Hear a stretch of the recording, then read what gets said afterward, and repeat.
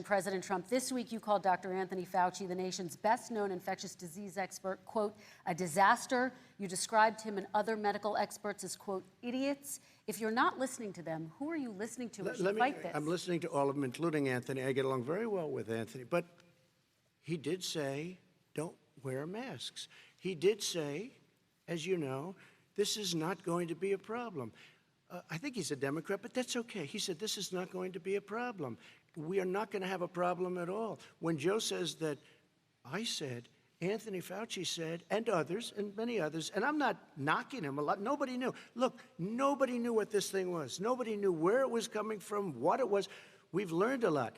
But Anthony said, don't wear masks. Now he wants to wear masks. Anthony also said, if you look back, exact words, here's his exact words. This is no problem. This is going to go away soon. So he's allowed to make mistakes. He happens to be a good person.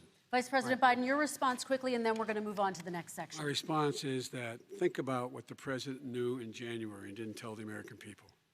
He was told this was a serious virus that spread in the air, and it was much worse than the flu. He went on record and said to one of your colleagues, recorded, that in fact he knew how dangerous it was, but he didn't want to tell us. He didn't want to tell us because he didn't want us to panic. He didn't want us, Americans don't panic. He panicked. But guess what? In the meantime, we found out in the New York Times the other day that, in fact, his folks went to Wall Street and said this is a really dangerous thing. And a memo out of that meeting, not from his administration, but from some of the brokers, said sell short because we got to get moving.